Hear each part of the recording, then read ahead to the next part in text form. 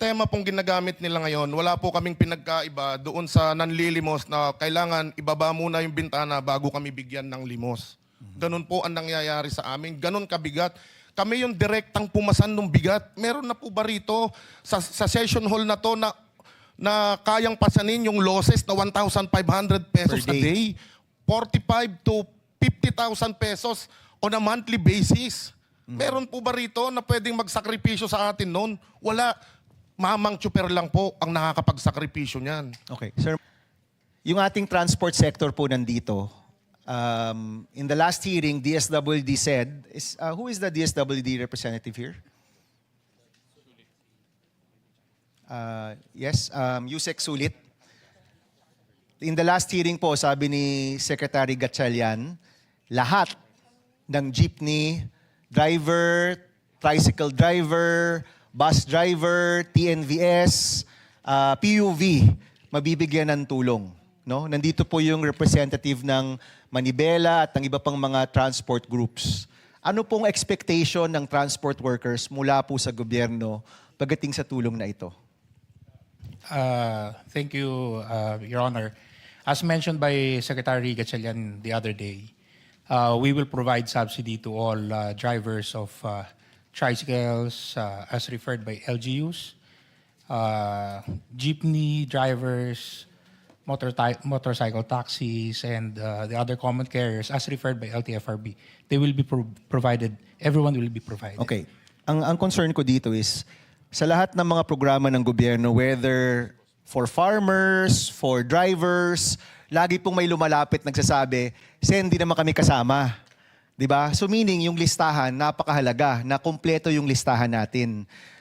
In this hearing, Yusek Sulit, can you assure us na yung mga listahan natin, kumpleto talaga? Hindi lang yung mga organized, hindi lang yung mga kaibigan, o hindi lang yung mga malapit sa mga ahensya, pero talagang komprehensibo yung ating listahan. Mamaya, I'll ask Sir Mar to also speak.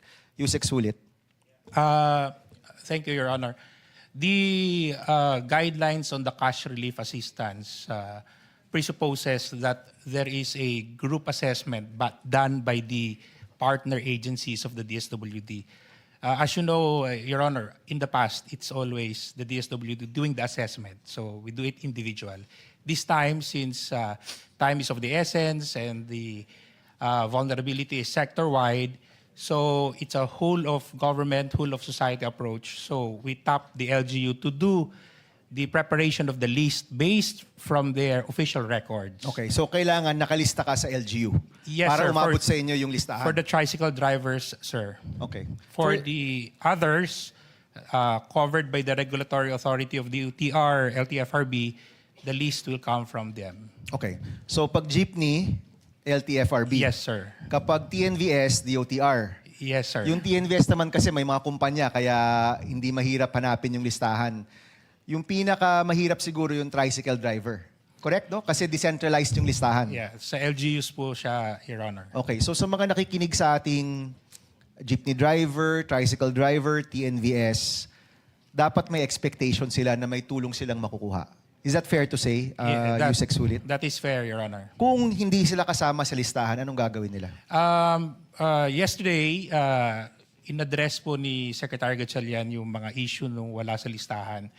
Ang pangako po ng DSWD at sa utos ng Pangulo, we will provide assistance. We will check whatever fast mechanism we can, conduct in order to provide assistance as well. So yung gagawin po na in-announce kahapon, lalapitan na po ng DSWD at ng DOTR para makita kung bakit wala sa listahan yung mga nagsasabing wala sa listahan. Okay, Mr.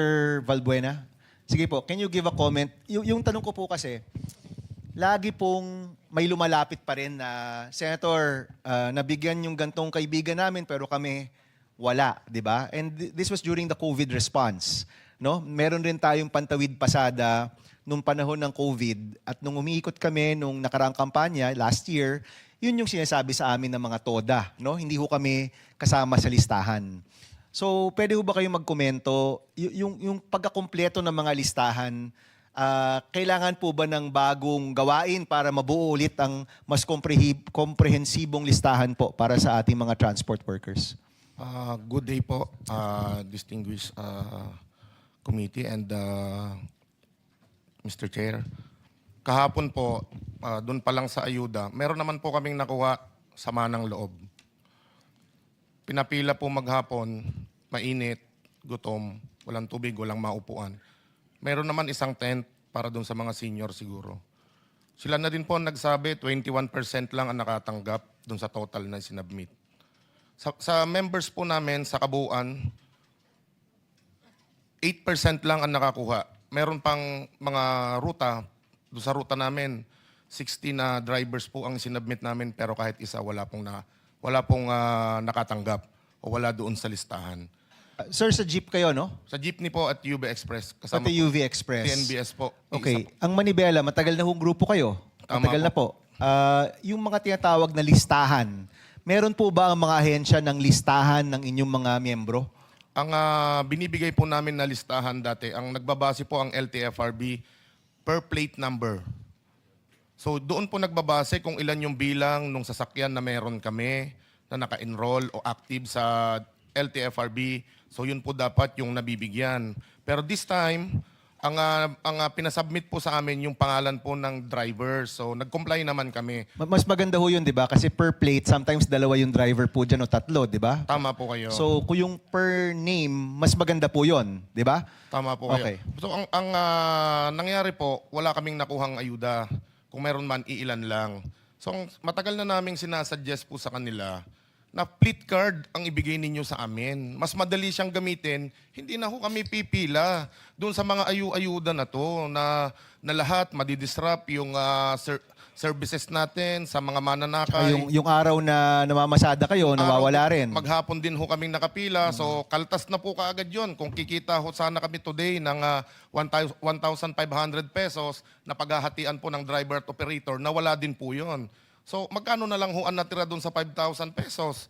Hindi po ba? Kaya ho, matagal na naming sinasabi, bakit ayaw po gawin ng Land Bank, ng LTFRB, yung ganitong sistema para kahit ilan at sino man yung sumampa doon sa sasakyan, kahit anong klaseng sasakyan, basta intended yung fleet card doon sa plate number na yon, mapapakinabangan. At para siyang coupon na automatic may discount po kada karga po namin. Hindi na, mas malaki po yung madi-discount at pakinabang po nito sa amin at hindi nag-aaway na pumipila. Bakit kami wala? Nag-submit naman kami ng listahan. On a daily basis, ngayon po, 1,500 to 1,600. Ang nawawala po sa amin, 100 to 120% ang itinaas ng krudo. So dati, kung nagkukonsume kami sa average na 30 liters per day na 53 to 55 pesos, ang kinukonsumo po namin ay 1,200 to 1,400, mahigit 3,000 na po ngayon. Yun ang nawawalang kita at ang tanong po namin, kanino at saan po namin ito babawiin itong mga losses na ito? Dalawa lang naman po yan Sir Mar. Either magtaas ng fare or may suporta sa inyo. Now, ayaw nilang, siyempre yung pagtaas ng fare, marami pong matatamaan. Now, kung ayaw gawin yan ng gobyerno, dapat may suporta po sa inyo. No? Napakasimple, di ba? So, una kong tanong, I know I've run out of time. Nung COVID ho, di ba may fleet card naman nung panahon ng COVID? Tawid pasada card po yung ibinibigay sa amin. Iba ba pero yun? nawi-withdraw po siya. So dapat, kung operator ang nakakuha, hindi po mabibigyan yung driver. Tama rin naman po na driver yung binigyan nila ngayon. Pero yung implementation, hindi ko nakikita na efficient siya. Okay, Kasi kumbaga Sir Mar, ang sinasabi ninyo, pinapapila pa, yung mga driver buong araw, sayang yung oras natin na magnegosyo, magtrabaho, ba't di na lang natin i-automate, no? Yan ang sinasabi po ninyo. Tama po kayo. Yung sistema pong ginagamit nila ngayon, wala po kaming pinagkaiba doon sa nanlilimos na kailangan ibaba muna yung bintana bago kami bigyan ng limos. Ganun po ang nangyayari sa amin. Ganun kabigat. Kami yung direktang pumasan ng bigat. Meron na po ba rito sa session hall na to na kayang pasanin yung losses na 1,500 pesos Per a day? 45 to 50,000 pesos on a monthly basis. Meron po ba rito na pwedeng magsakripisyo sa atin noon? Wala. Mamang tsuper lang po ang nakakapagsakripisyo niyan. Okay, Sir Mar, tatanungin ko lang ang DSWD. Ito pong, alam naman ho natin, no, na pag-uusapan natin ang transport workers, sila ang pinakaunang natatamaan dito. Agricultural workers, MSMEs, susunod-sunod po yan, no? Pero sila po yung pinakauna. Ito pong request nila ay sana mas efficient, mas diretso, no? Yung tulong. Iba pang usapan yung kung magkano. Kasi yung binibigay natin, hindi rin naman yan nagmamatch dun sa losses nila. Di ba? Mas maliit yan sa kanilang nawalang income. But I just want to ask this question as my final question. Yung sinasabi po nila, kasi sa palagi ko po, hindi naman to one time eh. Ang expectation natin, this will last 3 to 6 months or more. Kahit matigil yung gera tomorrow, bukas, yung taas ng presyo, nandyan pa rin yan ng ilang buwan eh. So kailangan natin silang matulungan. Ito pong pag-automate or pagkaroon ng fleet card, pwede po ba itong gawin para hindi na po sila kailangan pumila para sa ayuda, mabibigay po yung tulong. At the same time, kung magkano yung nabibigay, na ma-manage nyo rin po. Is that in the plans of DSWD?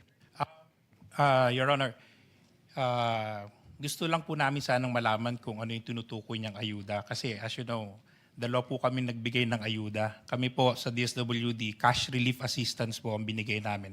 At diretso po yun sa mga drivers. Cash or cash. diretso sa GCash? Or Cash po. Cash talaga, okay. At base naman po sa mga news reports, napakabilis. Sobrang bilis nga po kasi pupunta ka doon kung ikaw ay na-vet na yung listahan mo. Hindi po dapat pumupunta yung wala sa listahan. Okay? So, kaya po dapat malinaw. Sa amin po, hindi po totoo yung 21% na accomplishment. So sa amin po, pag malinis yung listahan, dumating yung mga kasama natin driver, babayaran po sila. At yan naman po ay matter of judicial notice. Sige, papaklaro natin kay Mar, no? Ito po bang release ng pondo ay mula sa DSWD, DOTR, LGU? Sino po ba yung nagbigay po ng tulong po sa inyo? Mr. Chair, nakakatawa po. No? Magkatabi pa po sila eh. Ang DOTR at ang DSWD, hindi po ba sila nag-uusap kung yung ibibigay po sa amin eh, kung saan po ba ito galing? Hiningan po kami ng listahan ng LTFRB. Isinabmit po namin yung mga master list po namin. Yung pala, ibibigay din po pala sa LGU.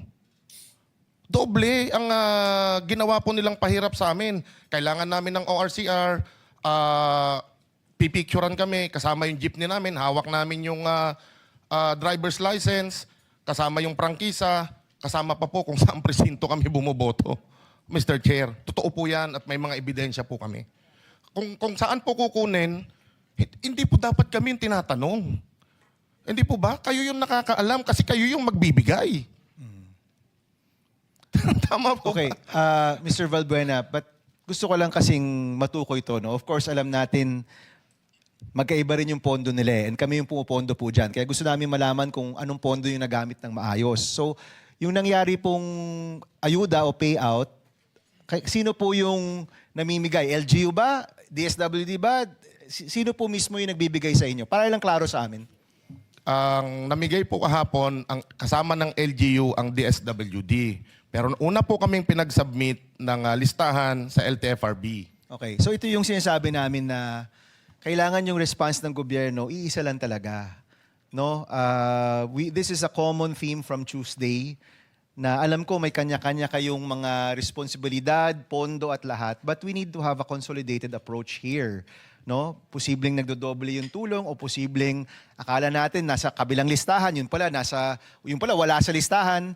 We need to have a consolidated approach here. No? So, Mr. Chairman, baka maganda po yung komite, pwedeng i-meet on the side yung mga agencies at yung transport workers natin, maklarify natin yung expectation nila kung ano yung makukuha, magkano yung makukuha, ano yung proseso para malagay sa listahan, ano yung proseso sa pagtanggap ng pera. Kasi kahit yung pagtanggap ng pera, posibleng nakakaantala dun sa pang-araw-araw na pamamasada po nila. So, Mr. Chairman, can the committee convene this on the side?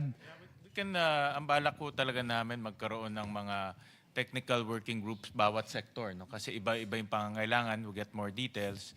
Pero just to comment on that, kaya kailangan ng isang cohesive national contingency plan dahil Nagbibigay yung DSWD ng ayuda, nagbibigay si DOTR, LTFRB ng pantawid pasada, pero parehong tulong yun. No? At ako, kung tatanungin, pinaka-effective pa rin ay yung fuel subsidy na diretso sa card. Kasi gagamitin ng tao yan sa pangkarga ng fuel, hindi gagamitin yan sa ibang bagay. Yung cash nakakatulong pero hindi natin alam kung saan gagastusin. Unlike yung fuel subsidy, diretso na. At yan ang ginagawa na matagal na, ilang dekada na nating ginagawa yan, no? So, but we'll pursue that later on. Go ahead, Mr. Valbuena.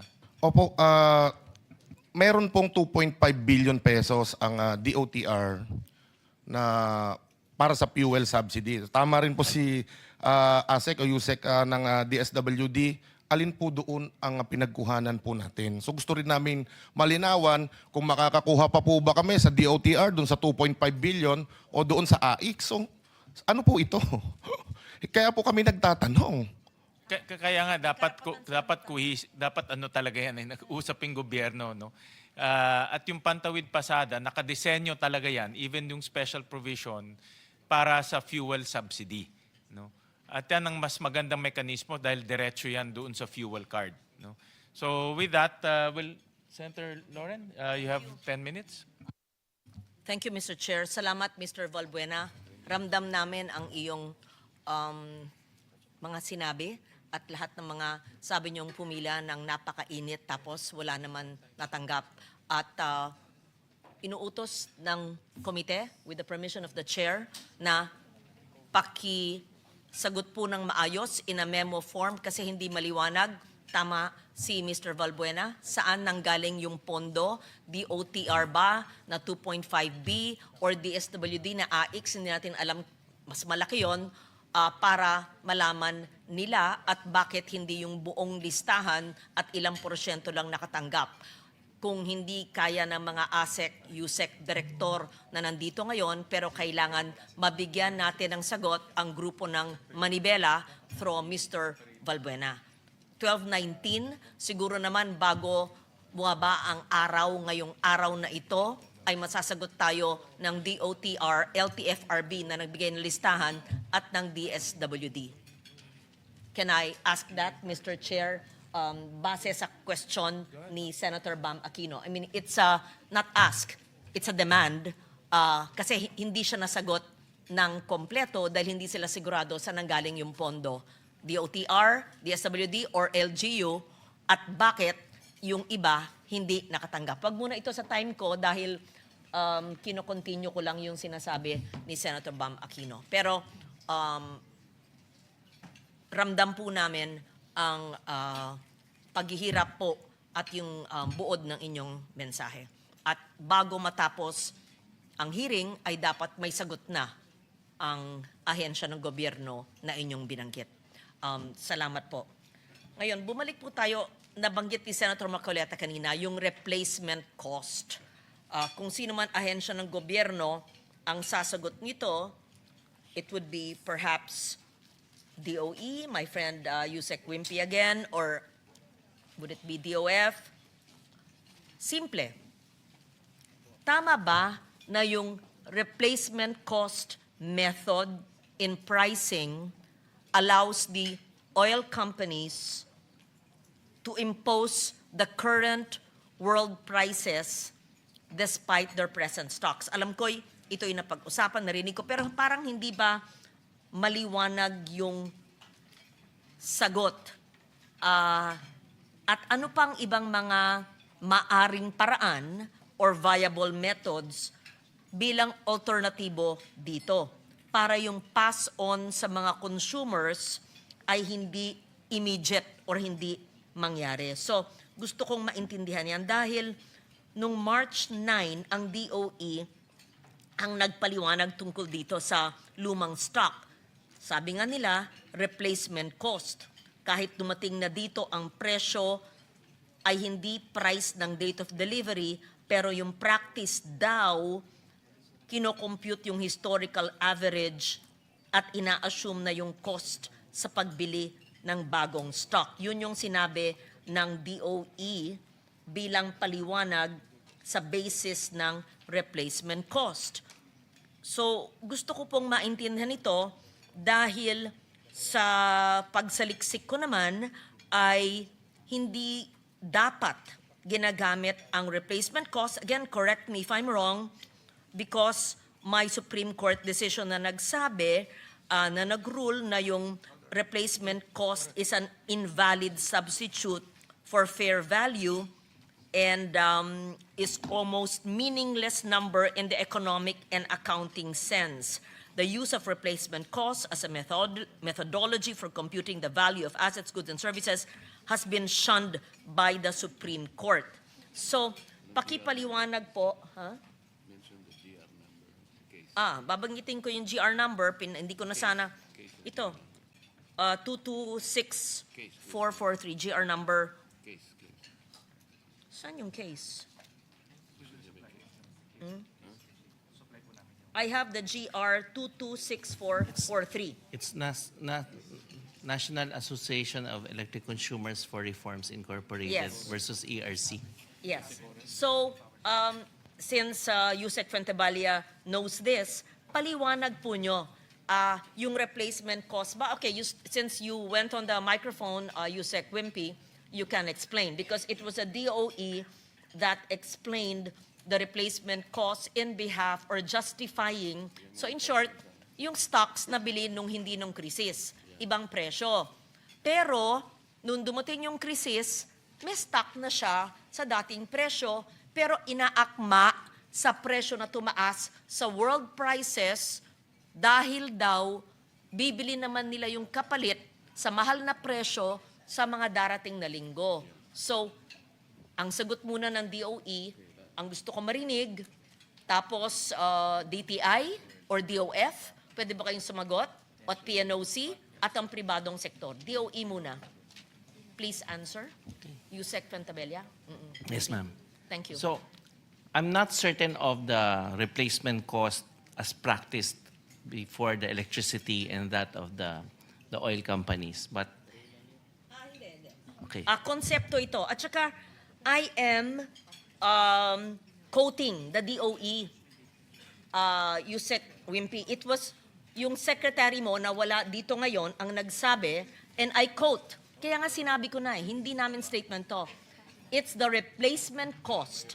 Kahit dumating na dito ang crudo, ang presyo niyan ay hindi price ng date of delivery, pero as a practice now, we compute the historical average of the week. Yun ang ina-assume na cost na pagbili ng bagong stock. So, yun po ay quotation po, ayon po sa DOE, kaya kayo po ang pinakamataas na representante dito, my good friend Yusek Wimpy, pakipaliwanag po para maintindihan po naming lahat.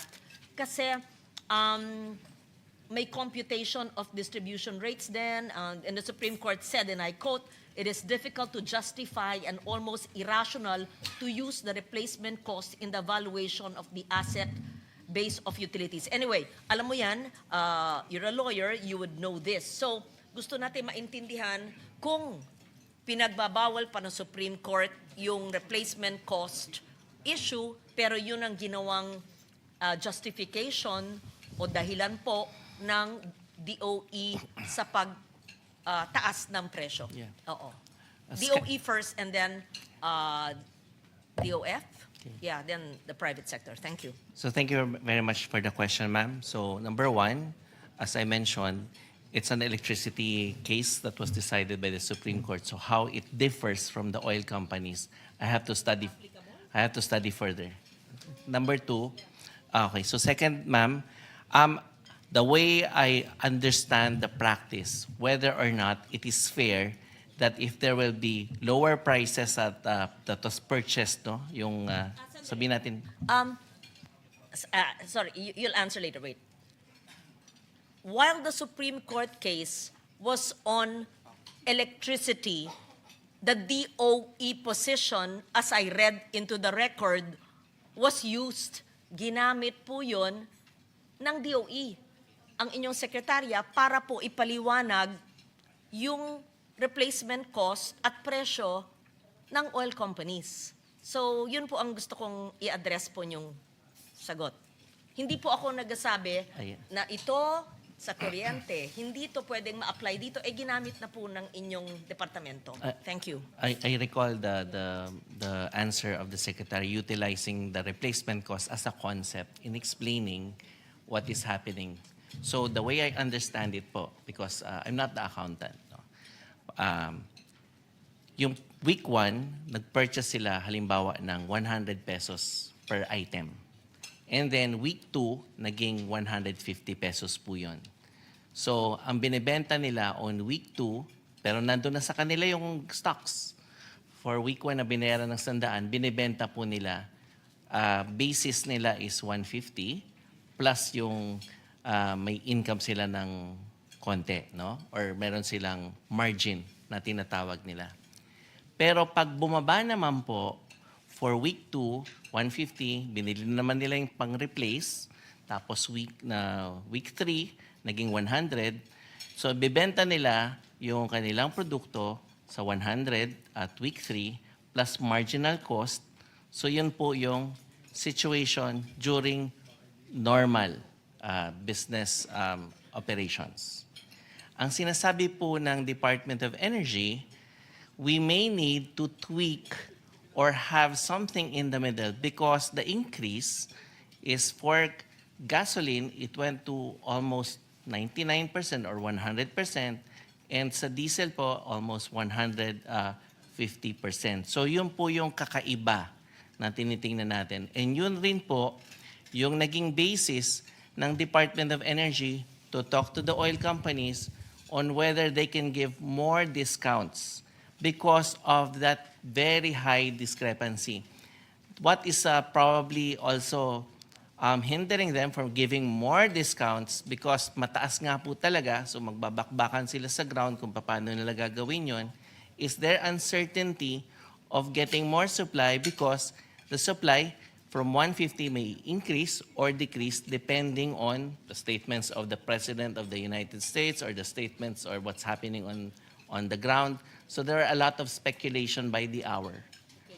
Yun po. Ang interpretasyon nyo nung March 9 statement ng inyong kawani. Pero ang tingin ko po, hindi pa to, hindi ba to unfair sa ating mga consumers? Wala pang pagtaas ng mga binili, pero tinataas at sinisingil na sa consumers. Hindi naman po tayo insurer ng risk ng mga pribadong kumpanya. I just feel it's unfair kasi binili naman yon sa regular na presyo, hindi naman sa panahon ng krisis nung mataas na. Hindi naman tayo insurer ng risk eh. Yun ang risk ng pribadong sektor. Nagkaroon ng February 28 na surprise attack eh. Pero, so, yun ang position ninyo. So in short, sang-ayon po at dinedefend po ng DOE yung pagtaas ng presyo ng bilihin na binili ng murang presyo nung wala pa yung gera. So, yes, Yusek Limpi. Not necessarily, ma'am. Because what we mentioned is we only explained how business operates under normal circumstances. In fact, the position of the DOE is if we have very extraordinary circumstance, we may have to tweak the oil deregulation law because what the DOE is doing is asking oil companies to have more discounts and the like, no? Yung sinasabing gradual or staggered price increases because we have computed na sobrang laki nga po ng diferensya ng pagbili sa week 1 to week 2. So yun po yung napag-usapan and we submitted that position as well, that we may need to tweak under extraordinary circumstances po. Meron mang provision, di ba? Anyway, I won't get to that. So, kung ang oil companies, and I will give you a chance to explain, if the oil companies are quick to apply the higher prices due to the so-called concept of replacement cost, ang DOE ba may pag-uugnayan, koordinasyon sa kanila para ganun din kabilis ibaba pag ang world market naman dips in prices, di ba? Ang bilis kasi ginamit yung replacement cost, pag bumaba naman ang world price, hopefully soon, kung mangyayari, anong koordinasyon o mekanismo ang ginagawa ng pamahalaan ng gobyerno to protect naman the consumer? Mabilis pagtaas, pagbaba ng world prices. Ano ang inyong mekanismo? So under the law right now, yung price is deregulated. Now, ang ginagawa ng Department of Energy on the consumer welfare promotion aspect is to make sure that consumers would compare these prices. So yung number one na paraan dyan is the price board. We require na yung price board ay naka-display sa ating mga gasolinahan, and it is you can faithful to what is really being implemented doon sa pump. Number two, we emphasize as well that the price board can be digitalized, so there are consumer apps that are available that can compare prices on the app. I mentioned before in some of our conferences with the press that Waze, for example, has that feature na pwedeng pagbiyahe ko from the Senate to the Department of Energy, yung mga gasolinahan doon, pwede ko po siyang makita what are the mas mura and what is mas mahal. And yun po yung paraan para ma-protection natin sila. Because the design under the oil deregulation law is they will be able to compete as to prices, wherein doon naman sa quantity at quality, that's where the regulation of the Department of Energy comes in po. So, under extraordinary circumstances, we may need to have something in the middle before we reach Section 14E of the oil deregulation law. Yun po yung para mga tweaking and probably triggers na dapat makita natin so that there will be no discretion. Yun po yung sinubmit namin. Sinubmit nyo? Ito na naman tayo, sinubmit ha? Hindi, yun po Baka yung- sasabihin na naman yung sinubmit tapos break kami kaya Hindi naman po. sinubmit na gusto nyong reforma No breaks allowed sa ngayon, ma'am. batas. Oo. Reforma? Opo. Yes po. Yung Nasaan reforma. saan yung sinubmit? Hindi, yun po yung sa pag-ano natin. Isasubmit? Yung po yung talakayan natin 2 days ago. Ganun po siya umikot. Okay. Opo. Pag Yun sinabi po- nyong sinubmit, pakipaliwanag po Yeah. na sinubmit nyo at kanino, sa komite, sa chair, sa... Oo. Submit mo na officially. The statements na Das- sinumitin namin you submit. during... Okay, yeah, clear. Para maliwanag tayo. Tika, meron daw intervention pero you have my time. Yes. Hello. You said you would intervene. Papayag ako. Konektado po dito. Thank you, Madam. Hindi, time ko pa. Pero... Yes, ma'am. Opo. Thank you. Yes, thank you. Yusek Wimpy, Mr. Chair, I believe I have a fair level of intelligence. But I cannot understand your reasoning when my colleague, Senator Ligardi, is asking you about the concept of replacement cost. Ang sabi mo, it is a practice. Is it a practice or malpractice? It is the practice during normal circumstances, and we can also ask them to validate. Now, we are now in an emergency. Yun. But the oil companies, as you have heard them, they raise their prices even if the inventory is still there. I already computed it. Hindi ko na uulitin, Mr. Chair. The gross income approximately using this replacement cost is 3 billion pesos per day. Narinig ko yung panaghoy ni Mr. Balbuena. Pasensya ka na, Mr. Balbuena, kung gagamitin ko yung panaghoy. Halos maglupasay na siya. Kaming lahat naniniwala kami doon sa kanilang kinalalagyan ngayon. But unless and until we are able to decipher the problem of whether or not the replacement cost is the answer, 3 billion per day ang kinikita nila amidst the sufferings of our people. Sabi mo kanina, you can use 8479 and the twin executive order. Kaya nga, sabi nyo, you can monitor. You're monitoring. How far do you monitor? Did you even look into this? It's 3 billion pesos per day income of the... Kanina tinanong ko sa kanila, and I computed it based on their own admissions of the level of consumption per month of diesel and gasoline. So did the DOE check this? How far did you monitor this? Sagot, if they checked it, and yeah. Please answer, chinek ba ito ng DOE at kailan nyo sinimulang After i-check? 2 weeks, ma'am, after 2 weeks, 127% increase per liter in diesel, 67% in gasoline. After 2 weeks, pero ang ginagamit is the inventory. How do you justify that? Tapos sabi ninyo kanina, meron kayong monitoring. How did you monitor? Pakisagot. Sabi niyo, you monitor even the abuse of market power. So you have to explain. You have to justify how did they increase their prices using please this answer inventory. That. Sabi rin ng chair, ang minomonitor lang daw nyo ay yung volume, hindi yung price. So pakisagot yung sabi ng chair, volume lang ba, hindi presyo? Nag-monitor kayo ayon kay Senator Marcoleta? Kailan kayo nagsimula? Talaga bang 2 weeks later, noon nandiyan na ang krisis at mataas na?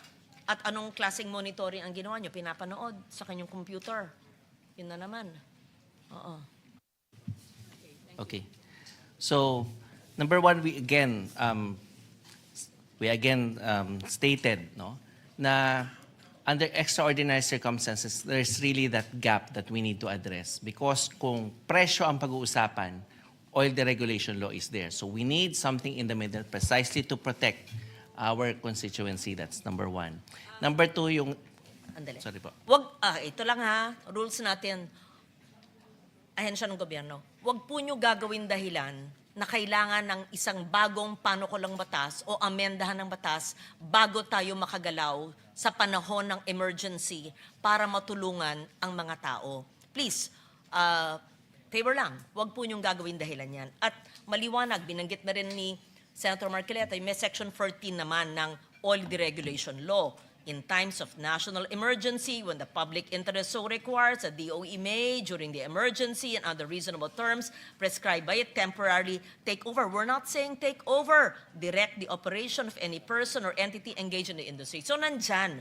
So, ayaw naman natin gawin yan. Hindi ko po sinasabing gawin yan. Pero hindi naman nyo kailangan pang isumite ang amendments to the oil deregulation para kayong makagalaw. Hindi po, dahil meron ng itong tawagin na natin extreme measure. So if that is allowed by the law, so the temporary or in-between is therefore allowed. So there's no need to use a new law which will take months, if not years, idedebate, wag po niyong gagawing dahilan ang Kongreso. Okay? Having said that, repeat, gusto po namin malaman anong monitoring ang ginawa ng DOE, kailan kayo nagsimula, ito ba lang, ayon sa chair, ay volume lang or presyo? At kung na-monitor nyo yung presyo, anong klaseng koordinasyon o kinonvene nyo lahat ng consumer groups, transport sector, manibela, etc., producers, retailers, etc.? Pakipaliwanag po. Thank you. So laying the premise na number two, paano po natin siya minomonitor, no? That's why we mentioned that even if nandun siya sa oil deregulation law and meron tayong section 14E, what we are utilizing is the certificate of compliance na pinapatupad ng ating mga oil companies. And these certificates of compliance have conditions na nandoon. Yung po, doon po sinasabi natin, why do we have the COC? Kasi merong responsibilidad ang ating mga nagbebento ng petroleum products na mas mataas po, hindi po siya ordinaryong binibenta. So the certificate of compliance is what we used when we went to the ground for them to mention. Even if meron tayong problem sa price na gray area, sabihin na lang natin, we all told them under the show cause order, bakit ganito kataas ang inyong siningil. So yun po yung number one. And they have... Salamat sa inyong tugon. Kailan po nangyari yung number 1 na yan? February 28 nangyari yung surprise attack. Feb 28, no? Yeah. Kailan po ginawa ng DOE at ilang pulong na po Ayan. Ilang pulong na po? Isang buwan na, ha? Kailan po nagsimula? So yung 2 minention... weeks later or immediately? Kailan po? Okay. So, when this was all ongoing, ang monitoring po ng Department of Energy, Oil Industry Management Bureau, headed by Director Abad, is every day on the prices. And then, Yung monitor, madali mag-monitor sa telepono, sa kwarto. Kasi puwapasok kayo, di ba sabi nyo, once a week lang kayo puwapasok na face-to-face. O sige, yan ang desisyon nyo. Sa buong gobyerno, ha, ang Department of Energy, sa inyo nang galing yon, I work from home, pero once a week kayo puwapasok sa tanggapan. Okay? So, once a week lang daw. Di ba yun ang hearing natin?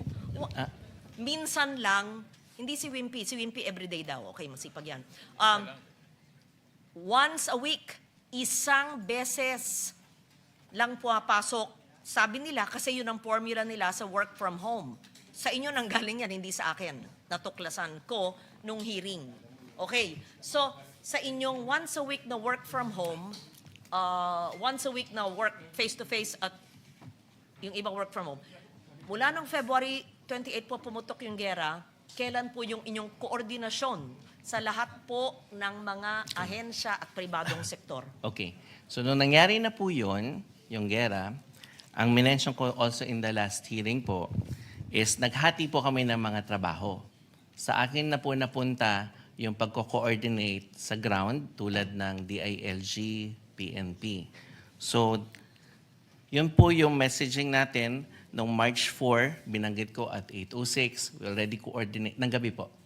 We coordinated with Secretary Remulla and spoke to Yusek Iringan at 8:22 p.m. Yung DILG staff po, March 5, 7:10 a.m., we asked them to organize a meeting with the local chief executives on how we can provide the necessary coordination and monitoring, considering na 1,000 lang po yung mga trabahador ng Department of Energy. It's around 1,000 to 1,200 po.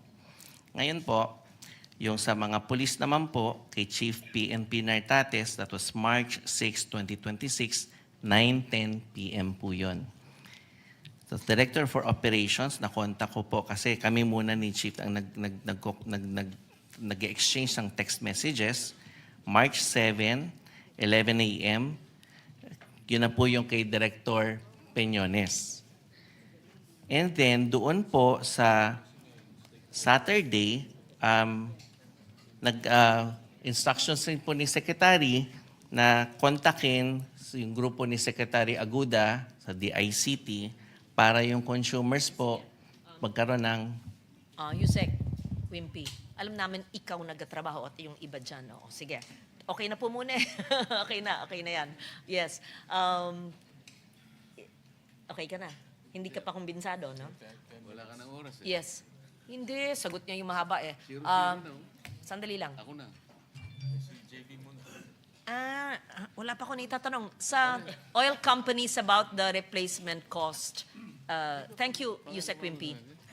Paano po nyo ipapaliwanag? Can you answer the question? The government side, they answered it, and they said that to defend the private sector in increasing the prices, even if it was old inventory. May we hear? Ma'am Senator, thank you. Yes, thank you. The business model of Petron is very different. We import crude, we do not import finished products. Only on occasions where there is a sudden increase in the need for products, that is when we respond and import. So our crude deliveries come from the Middle East, and they come according to a laycan when they are supposed to load from the Middle East and shipped here. After about 21 days, they arrive and they are unloaded. So about weekly, we receive parcels of about 2 million barrels a day, or 2 million barrels per load. So that's the business model. Now, as far as pricing is concerned, whatever is the pricing in the market, we have to compete. because our dealers will not be able to sell if their prices are above the prices of competition. And so we need to position ourselves to be able to sell the products. We are mindful of the requirements of our dealers so that they have a payback for whatever investment they had put into a service station. So that is the model. Thank you, ma'am. If I may, likewise, I think this replacement costing is the standard practice for all commodity products around the world for 100 years. And there is a reason of doing that. We may imagine if we are the gold seller. We bought the gold last week at $100. Today the gold is $150. What will happen if I sell it at 100? Everyone will come and buy from me. That will generate the peak demand. So the supply or the inventory will be short. Next, if I buy at 100 today, next week is $100. Can I sell at 100? I cannot. Come back to the first scenario. If I sell at 100, which is the acquisition cost of last week, will I have the cash flow to buy the inventory in order to continue the business? I may not. So this is the principle or the practice of all commodity products around the world. This discussion is happening in all markets. There is, what I can say, this is the practice that all markets are doing. And in the case that there is any market try to deviate from that, that may create the imbalance of the supply chain for the whole world. Thank you. Thank you for those answers. I'll just ask on round two. Thank you, Mr. Chair. Thank you. We appreciate your candor and your honesty, but my seatmate is still not content with the answers. But thank you. Yeah, I also have the same observations, and I'll propound my questions later on.